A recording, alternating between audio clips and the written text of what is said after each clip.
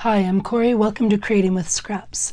On my previous video, I had asked if people wanted to see some of the projects that I had made over the summer, just a variety of miscellaneous things with scraps. And so I'm going to do that. But on that same video, somebody had mentioned that they wanted to see how I made these. They're like a concertina or accordion fold, a little notebook, an insert that you can put inside your journal. Just another option with ways to use some offcuts or coffee dyed paper strips. And I said I would do that. And it's a lot of options really quick. I had a friend of mine was making them, and I'd made them before, but I hadn't made them in a while, and I had a lot of strips, so I thought I would do it. But I also had some of these Tim Holtz Ideology collage strips, and I hadn't been using them other than as an occasional belly band, so I wanted to try and use some of these. And the beauty of these collage strips, and you can of course buy the Tim Holtz ones, but many digital makers like Tracy Fox from Love Junk Journals and Carrie Fellows from Witchcraft Do You Do, they have versions of these as well.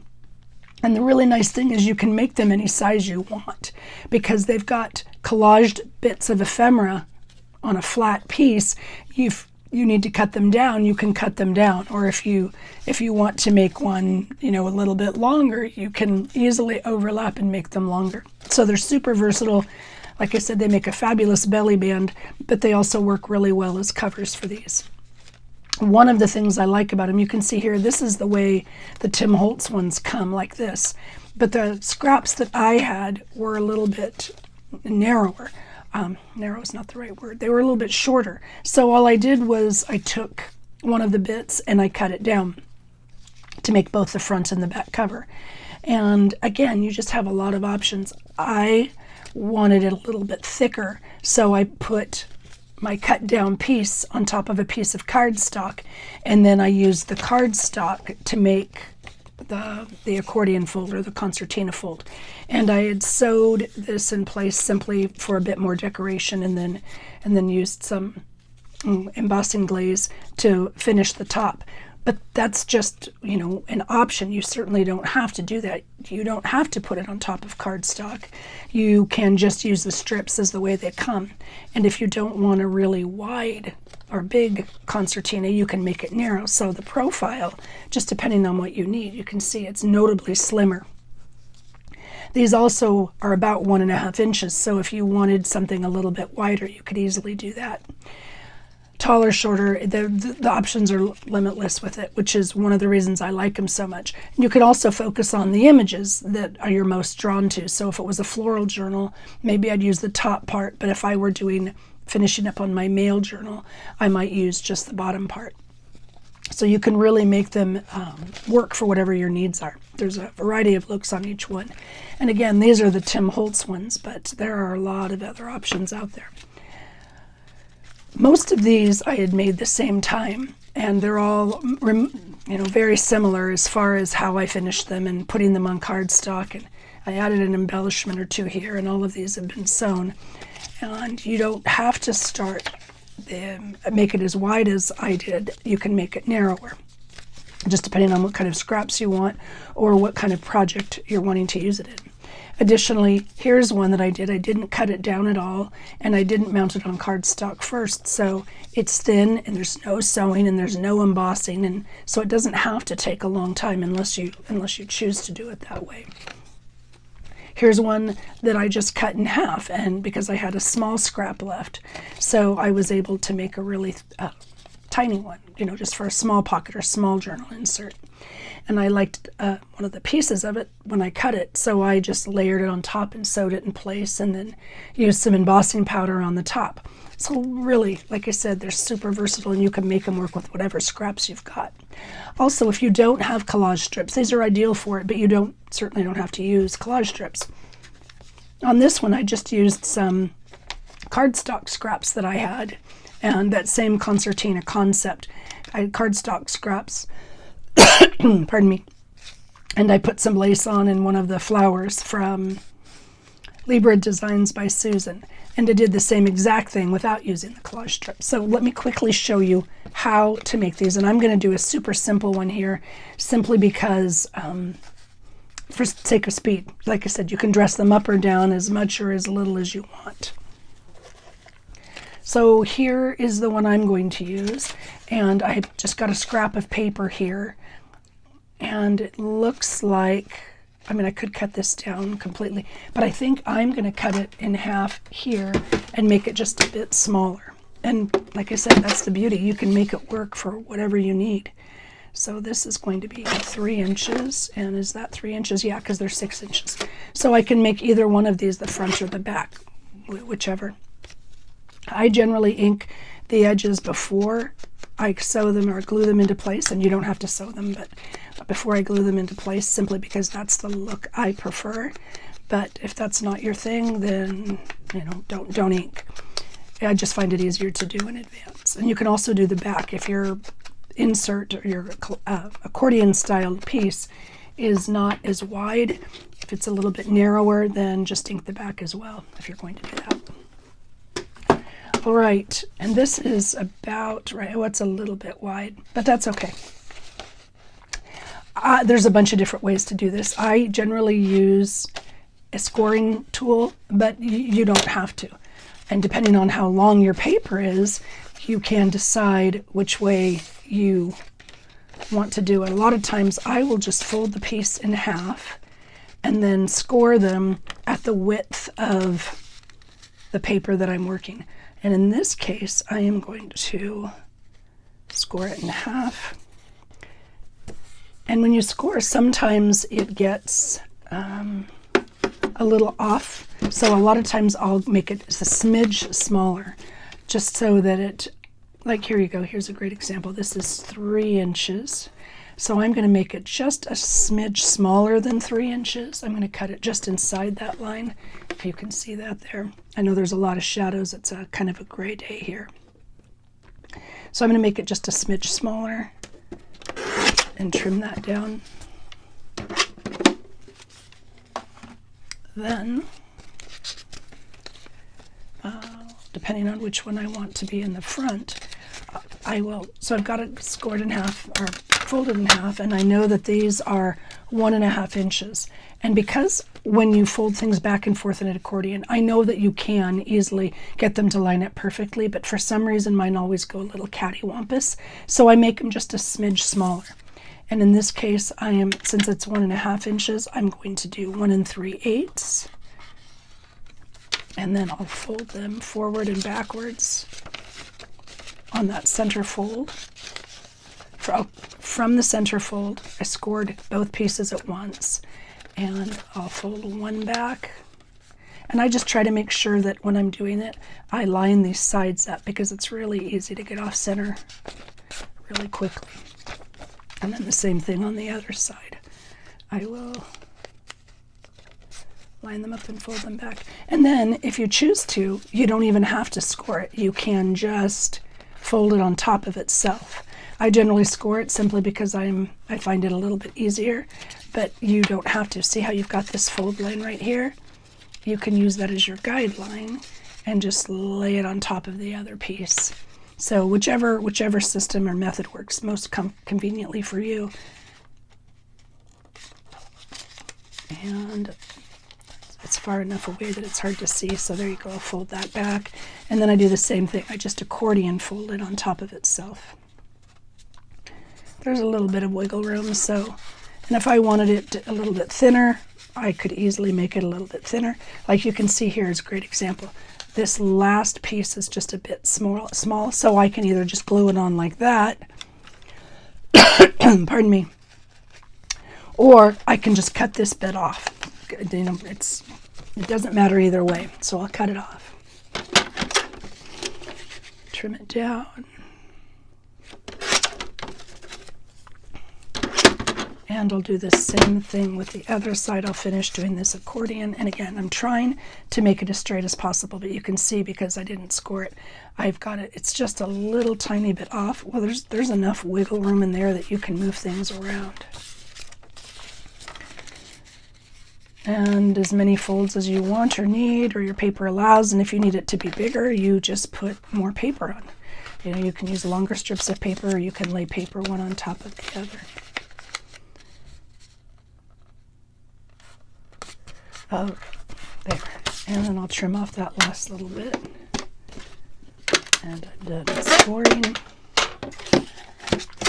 Now I'm sure there's a lot of videos about how to do this, and probably a more efficient and effective way. This is simply what I do because it's easy and it's quick.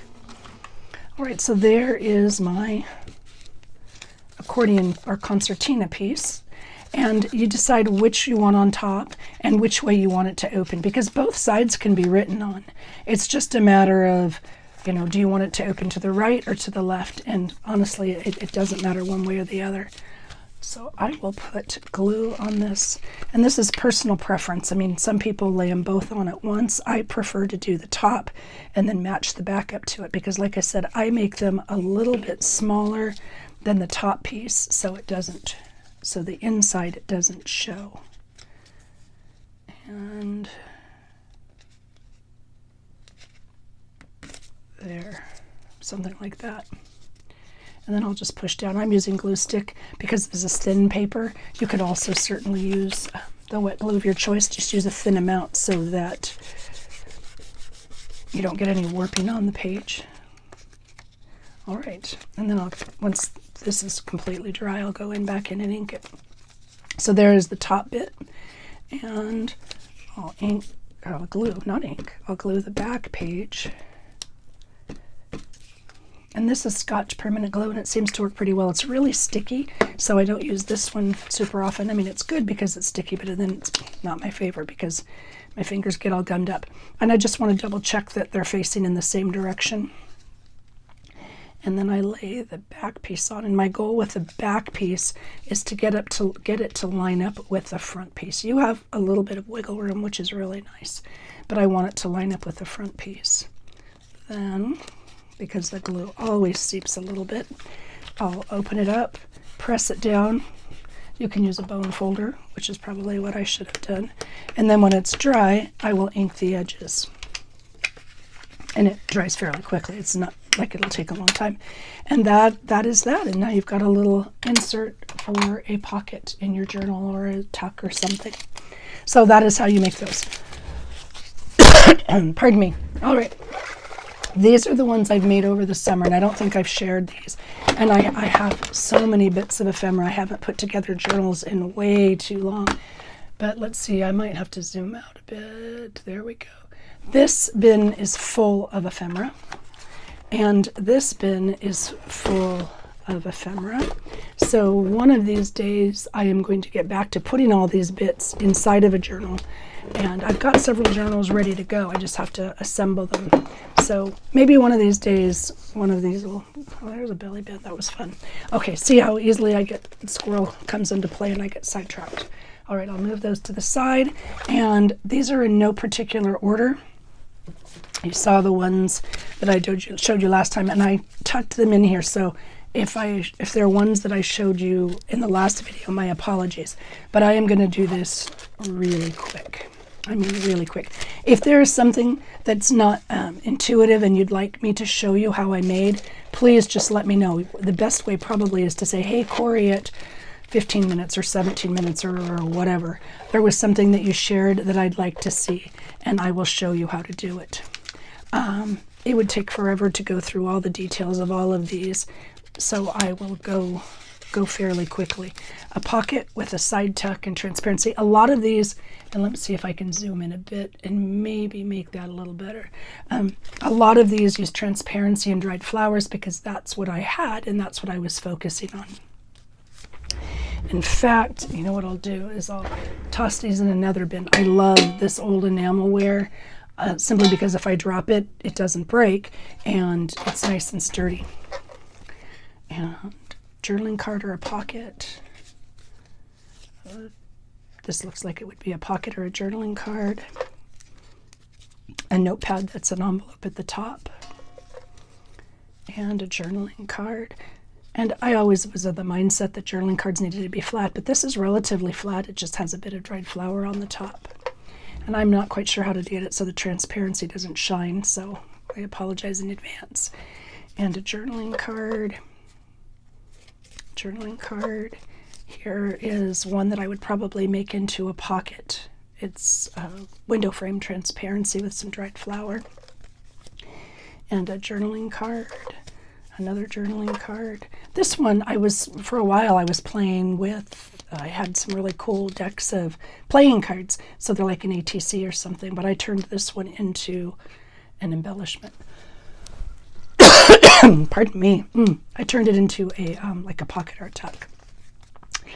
And a tag with a bird. Actually, I would have to put something on that because it looks like it's, if I were to make this into a journaling piece, it could be a tuck or a side tuck or something. And a pocket. Another bit of transparency journaling card. And this one I believe is, it's a notepad. It's a front back notepad. So transparency on the top with a notepad on the back. Here are some of the ones that I made last time with the notepads right on them and the transparency in the pockets. So you've seen those. And this looks like an envelope sleeve. Super simple envelope sleeve. And another journaling card. This was done on top of a masterboard that I cut down and then just added a bit of lace and such too. Oh, and this one has a pocket in the back, I believe. Here, let's see. I'll grab one of these collage strips. Yeah, I believe that's a tuck. Yeah, it is. It's a tuck in the back. And a journaling card. Oh, and again, all of these are made with scraps because that's what I brought with me. Some of them were done at the retreat when I was in Illinois, and some were done when I visited my friends in California, and then a few were done when I was visiting my daughter in Minnesota. So just brought a small amount, and this is one of a tag. Again, I was using scraps with a double pocket. And with a single pocket, yeah, just a single pocket, wraparound pocket, so it goes all the way to the edge. And double pockets, top and bottom. Journaling card. Again, I think this one's got one of the pockets on the back. It does. Just a little side tuck on the back for notepad or what have you. Good sized journaling card. This one was covered with scraps of lace and sewn in place, and then one of the flowers and die cut flowers was put on top.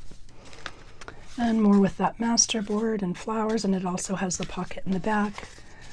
Tag, journaling tag, a little flip notebook journaling. And another one with I thought it was kind of pretty because Washington and apples with lace and a magazine image. I very rarely use those, but I really like them. Journaling tag, and then journaling tag with some of the clear stickers. I was trying to use those up one day. Cluster, again, more of the offcuts of that masterboard. Both of those are, well, this one would be a pocket and this one looks like a journaling tag. Lots of journaling tags. So if there's anything in particular you'd like to see as far as journaling cards, anything you'd like to see. So journaling card with just a cluster placed on top. Yeah, I used up that entire masterboard is what it looks like. So this one's got transparency on it for a weed, and this one's just, uncovered. Oh, this is a pocket here, and then this is a lift-ups for a notepad. And a journaling card. Again, a notepad with a pocket and a pocket place on the front. Journaling card with a notepad on the back. Some little window pockets. Oh, I know what these are. These are little notepads, right? The front is a transparency window, and the back is just a little notepad. These were some of the tiny little bits of weeds that I had left, or flowers. I'm not sure which they are. This one doesn't belong in there. It's been around, so I'll move that back over here. Offcut scraps, collaged together, and then made into a journaling card. And more collage. Looks like collage masterboard turned into a journaling card. I was on a streak there as I noticing I was low on journaling cards. Journaling card with just a pocket and a tuck at the top. One of the things I had been wanting to do for a couple years now is a series called Little Bits of Lace. I absolutely love old linens and lace. And if you've watched my channel, you know that. And I'll buy things like this for almost nothing because they've got holes and such in them, and people think, oh, they can't be salvaged. But then I just use offcuts of it. Like this glorious piece is just, I can make so many different things with this, and the little offcuts I'll put on top, some bottoms of things. So one of these years, I'm going to do a little bits of lace series, ways to use bits of lace on a variety of projects. This one looks like a notepad with a window film and a collage. And clusters, more of that journaling card. Journaling cards, lots of journaling cards. That was from the last time. And oh, here's just a flip up. So there's a pocket here. This is coffee dyed tracing paper, and then a bit of dried flower on the front, and the transparency sewn on. So it's really kind of thin, but just a little pocket or a belly band or what have you. All right, these are some of the larger ones. And again, this is a side pocket, so I'd make it into a pocket, and then there's a side piece in there. And then a large journaling card. I'd struggle sometimes to use the really large dies or butterflies, so I would use that one there. And another notepad. One of the things I have wanted to do, I've done a word of the year since, well, at least 2008 that I know of, but I think since 2006. And in my old craft room, I had a list of each of the words of the year. So I'm wanting to turn those into cards. And so some of these are words of the year cards. This one was fun. This is one of the ones I did with my friend Lisa. It's just a tag, and then you fold it over and turn it into a pocket. And then tie it closed. This is just kind of super simple, super fun, especially if you have a lot of tags. And real quick to do. This is a top tuck, for a Laura Baim type fold down. So that's one of those pieces. This is like a bookmark, or there's some dried flower under there, but like a bookmark or a tag or a journaling spot. Mini cluster and a side tuck. This was an envelope, a glassine envelope that I just put a bit of a cluster on to make a side tuck, or a pocket and a tuck.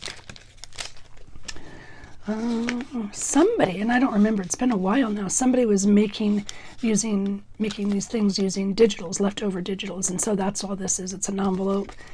It's not an envelope, it's a piece of paper turned into an envelope with some transparency and dried flowers sewn on top. So I'd put like a library card here. That's what it's mostly like, a library pocket. And this one is a pocket, like a bookmark with a pocket on there, and a feather that I'd found on a hike this summer. And it looks like a cluster, note card, a simple little note insertion. Here is one of my words of the year, wisdom, using pastry bag, not a pastry bag. Some of the restaurants that have silverware come in paper bags, that's what this is. I always save that, and I don't remember, well, it says right here, 2016, my word of the year was wisdom. So I put that in there, and then there's a journaling bit. And it says it's somewhere on here, but my eyeballs are a little fuzzy. Somewhere one year, it was, 2017. There you go. 2017, my word was explore. And I'm not sure what year this one was. I don't remember what year it was. Somewhere it says it on here, and I probably just can't see it. But one year, my word was renew. 2019, it looks like my word was intentional. And that's just transparency over a tag. I just kind of liked it. Live, this looks like it's a notepad. It is, and I just can't see. So let's see, that must have been 2008. The word was live. Oops, I'm dropping things now. And this is 2012. Balance, the word was balance. I used a definition label on that. So that was 2012, just kind of a tag with space to write on top. And in 2014, the word was blessed. 2023, that's the word this year, determined. And I used these from Tracy's, was it December daily last year? Maybe it was. I think it was. Anyway, I used one of the Labor Designs by Susan and December daily from Tracy. and some stickers to do determined. Let's see, this is 2021, and I don't see where the word is. Oh, here it is. Impact, the impact book for 2021. There you go. Again, my eyes are a little fuzzy, so I'm not reading those that well. Grateful in 2013. Educate, what year was that? 2011. I think I was working on a master's then, maybe. 2010, the word was listen. And this one was 2015, experience. So I put them on there in different ways and different pieces. Like this one would be, I put it on a page to be kind of a belly band, I think. I didn't tie it down. And this is, I don't think this is one of the words anymore. Maybe it is. I'm not sure. Maybe this is just a tag and it opens. Like, oh, it's a trifold. Oh yeah, I made this a while ago. It's a trifold notepad. Gosh, I think that was right at the beginning of the summer, and just held it closed with a paper clip. It's when I started using the transparencies this summer, or in the spring. This one is last year. Squirrel was my word of the year. Way too much fun. Rejoice for 2019, and just some window film on top there. Challenge was 2021. Challenge myself to try new things, and it's just a side tuck there. Again, little bits of lace. And this is just, this is a Tracy idea. Well, I'm sure others have done it, but I got it from Tracy. So it's a tag, and then it has a drop down. I used some of the Tim Holtz decorated transparency, and used a drop down tag, sewed it on the bottom so that there's a pocket at the bottom, and then this is just a tag. And that is, I'm sure, like I said, others have done it, but I got the idea from Tracy Fox. And I think this is just more of the journaling cards. This is an undecorated bit, but it's one of those hidden journaling spots, so you can glue this down to make a pocket, and then you've got a journaling space in here. It's like an envelope, basically, and then you have space behind it. I just have it decorated the front. And this one is for my squirrel journal, and it's the same idea. It's just a journaling card that you can take out, glue the envelope down, however, make it a belly band or what have you, and then you've got some journaling space in there. These are another one that I did with my friend Lisa. They're using some of Tracy Fox Creative Love Junk Journal's word dies, word pieces, word digital, and then layered on scraps to make hangs. I put a whole bunch of them in there. And this is just a side tuck. Oh, I know, it's for my daffodil book. It's a top pocket for the daffodil. It's just a mini dried daffodil on there. And I think we saw that one last time, and this one last time, and maybe even this one. Yeah, we did do that one last time. Okay, here's just a, what are they? Not milk envelopes, a coin envelope. There you go. And just with a little tuck and then transparency on the top. It was an offcut of, I think it's a Gail Augustinelli digital, if memory serves me right. I had a bit left, and so I just made a little bit there. And this is another one of those top opening envelopes. And dried flowers. Here's a larger daffodil pocket, another again with one of those top opening bits. And then this one we saw last time. It's just a transparency with a notepad on it. Oh, and this just is some of the clusters that I made while I was there. And you guys have seen me make clusters a gazillion times, so there's nothing new on that. All right, so that is this video. I have not forgotten my promise to show you how to make mini journals, and I've got several samples in the works, but I haven't completed any of them because I haven't worked in my craft room in so long. I am holding off on the advent calendar. I'm waiting for Tracy's December daily, and then I'll show you a couple options of advent calendars that can be December dailies, whichever you need, using the digital and using whatever paper you have on hand. So I've got that planned, but I'm waiting for that kit to come out whenever Tracy's ready for it. So again, if there's something you'd like to see, please don't hesitate to let me know. I'll do my best to get it to you. Can't promise a time frame, but I will try to make it sooner rather than later. Thank you all for your kindness, for the warm welcome back. Take care and happy creating.